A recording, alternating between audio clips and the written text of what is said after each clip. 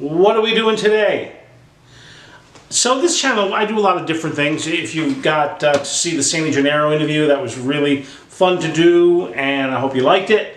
And then I do also technique videos, and I do working on tunes, and today's going to be one of those. The last one was the last video I really played drums on was late in the evening. So another one, you know, I just happened to be perusing on YouTube, and I caught a few gentlemen demonstrating the crunge.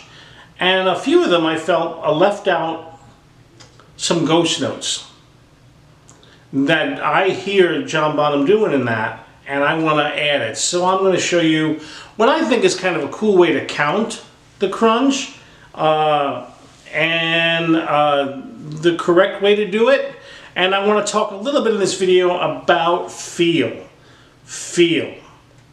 John Bonham, as you know, was not a metronomic player. Was he a great player? Oh yeah, oh yeah.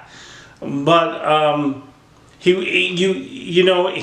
wasn't steady on the metronomic needle every moment, but that band played together and they played really well. And even though they would pick it up a little bit and pull it down a little bit, and even within the beat, John liked to pull back 2 and 4. It's called the John Bonham lope. He used to like to do that lopey thing.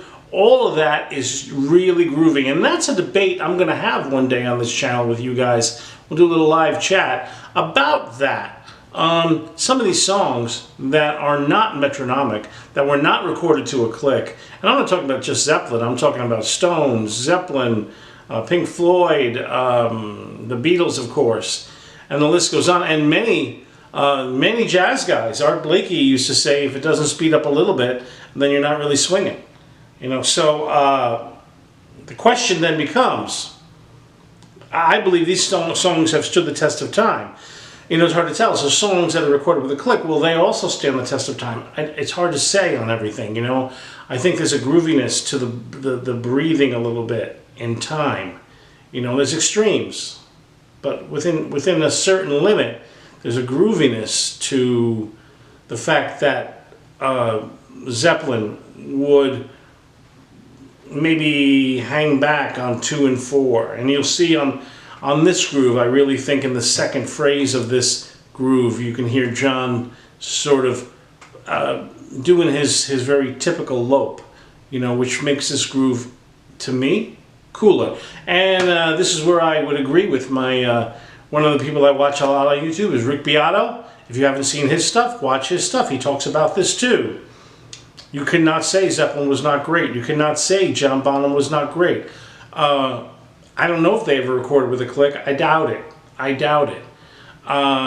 You can hear sometimes in the pullbacks and the pushes. But what we're going to talk about in this video is really the technique of this groove, and we're going to incorporate into it that feel. That feel. So anyway, to the drum setting room, and let's get to part 2.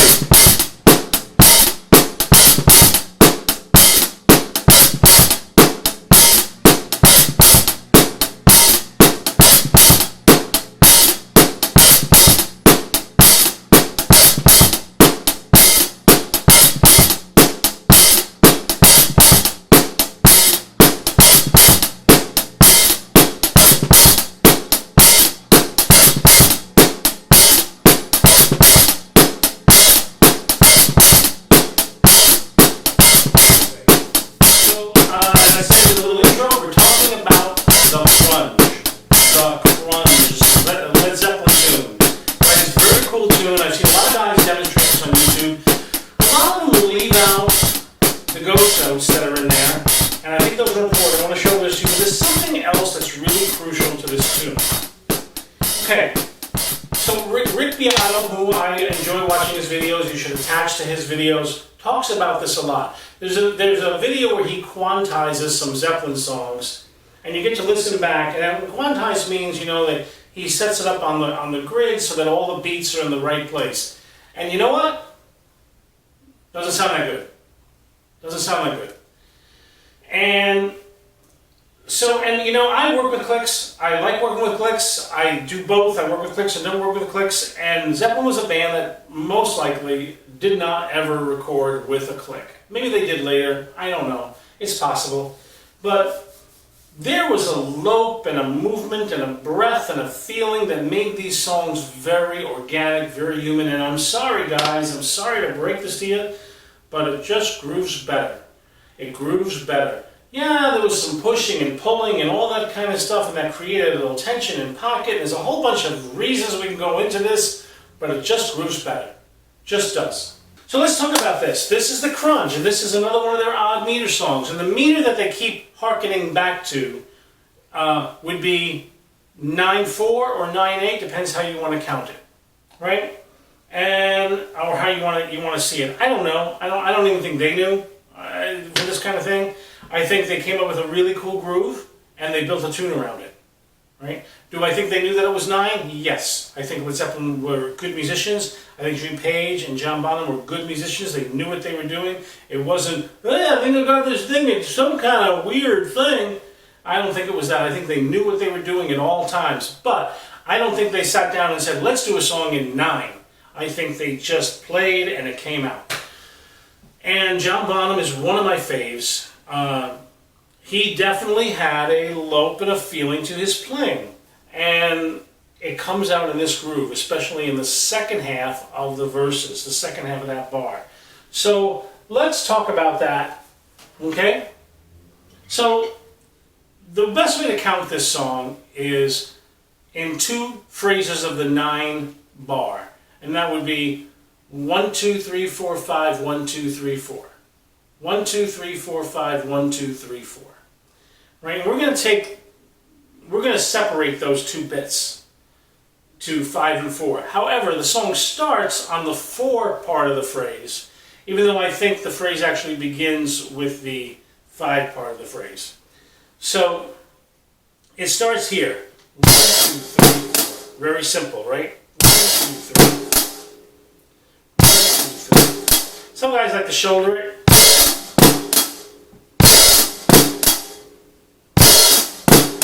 Very simple, not hard, that part, okay? Now we're going to get into the 5 part, okay? So this would start on the and of that 4 that I just played.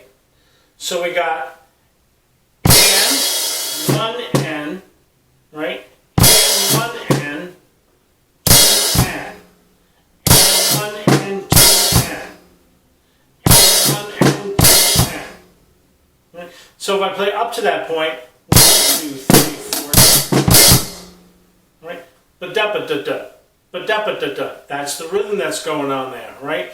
Then, to be honest with you, I don't know if he hits 3 on the hi-hat or not. The tempo of the song is fast enough you don't need to. When I'm playing in that tempo, I don't. So, but let's say he did, it would be and 1 and 2 and 3, 4, 5, right? 3, 4, 5. So the next major pulse is on 4. So let me put this together for you a little bit slower, and I'm going to try to play it a little metronomically, even though it's not that, you know, tick, tock, tick when they're playing it in the groove. I'm not sure what they're pushing and pulling on, but it definitely has a feel, a very human feel to it, and it is way cool. Here's the good news. Machines can't keep up with this. At least not now they can't. And I don't care how much you quantize something, it can't swing that well, and it couldn't do this kind of little metric stuff that they're doing in feel. They're doing it from their gut, and they're playing it together as a unit, and it can't be duplicated by a robot. So yay team! Yay team! So here we go.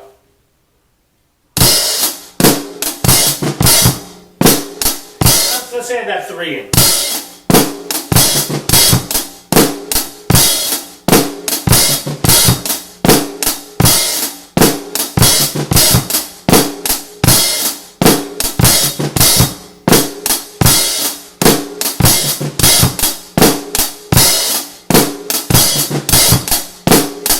I took it out one time. Like I said, when I'm playing with the record, I generally don't. And I'm always right with Bonham because it's the feel thing. When I put it in, to me it just sounds a little more clumsy, mechanical. All right? So that's the verse part. That's the verse part. Now let's talk about what would be, I guess, the chorus or another verse or a bridge. I'm not sure what you... I think it's the bridge because later on they say, has only seen the bridge when they don't go to it. So I guess that's what we're talking about. So again, they've got... So this is a 4-bar phrase. 3 bars are 4/4. The last bar being 9. Right? The last bar being 9. Now, when I'm playing this, I don't like to count the 4/4 bars 1, 2, 3, 4, 5, 6, 7, 8, 1, 2, 3, 4, 5, 6, 7, 8, 1, 2, 3, 4, 5, 6, 7, 8, 1, 2, 3, 4, 5, 6, 7, 8, 9. That's just too cumbersome for me. Right? I count those other bars, the 4/4 bars, as if they were in 4. 1, 2, 3, 4, 1, right? I play it like that. And that's the way it really feels. It's kind of a real James Brown sort of feel. And let's just take that part of it. And you know it, I'll sing it to you a little bit. Bam, a-ba-dum-bum, a-ba-dum-bum-bum-bum, ba, right? That's the 4 part. That's very James Browny, right? He's got that chicka chicka chicka in the guitar. And this grows as it's going on, right, in the tune. In the first time they do it, you really hear Bonham playing a 1 and 1 and 3 on the bass drum, 2 and 4 on the snare.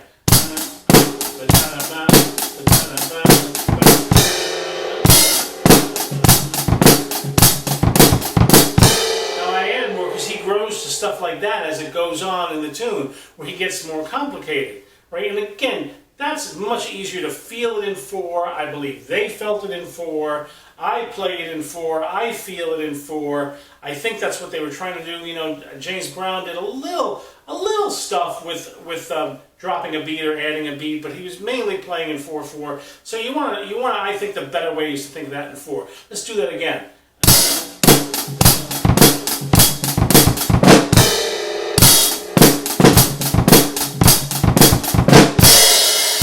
Right. So that is the groove. And you can play it very simple. And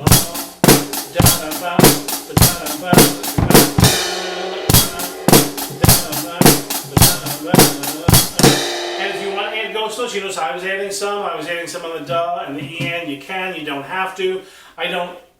It's hard to tell in the mix if he is or isn't. I do hear them in that first part, in that 1 en, right? I do hear it there. I'm sorry, that's the way it's supposed to be played. I do hear those ghosts. I don't hear it there. So let's talk about the second half of this part. That's another 2 bars, right? It's a 4-bar phrase, we said. The first 2 bars are 4/4. The next 2 bars, we have the first bar being in 4.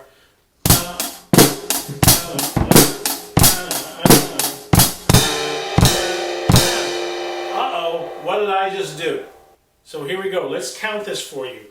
1 and 2 and 3 and 4 and 1, 2, 3, 4, 5, 6, 7, 8, 9, 1. Again, just that bar. 1, 2, 3, 4, 5, 6, 7, 8, 9, 1. One more time. 1, 2, 3, 4, 5, 6, 7, 8, 9, 1. Now I'm adding that 3 hit. He doesn't always do that. Or I'm sorry.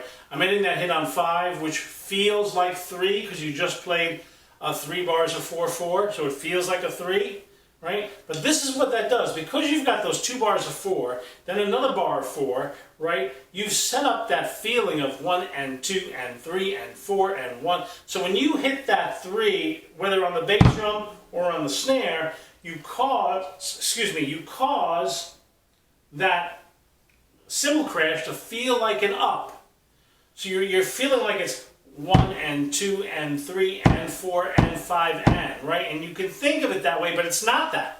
He's going 1 and 2 and 3 and 4 and 1, 2, 3, 4, 5, 6, 7, 8, 9, 1. 6, 7, 8, 9, 1. So you got what feels like an up on 6, what feels like an up on 8, and then 1, which is the new downbeat for that bridge again, the 4 part, right? So let's play that again. And I'm going to play it simply on the bass drum. 1, 2, and 3, and 4, and 1, and 2, and 3, and 4, and 1, 2, 3, 4, 5, 6, 7, 8, 9, 1, and 2, and 3, and 4, and 1, and 2, and 3, and 4.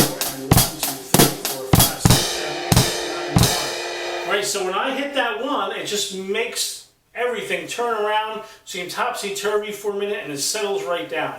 It is way, way cool. So let's do this. Let me just play the thing through the first bridge back to the verse and see how we do, and let you just enjoy it. Here we go. Oh, with the headphones on. Again, it's a little, when you play it with them, you can feel it's not tick-tock, tick-tock, but it's way cool. Here we go.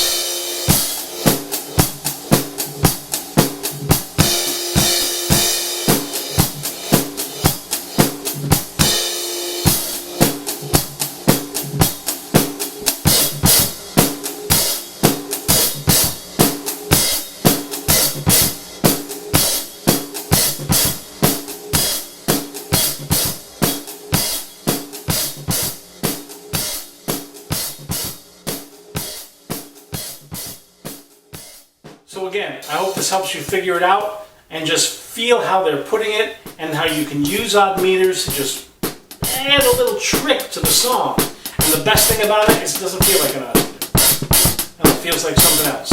Anyway, see you on the next one. Bye-bye.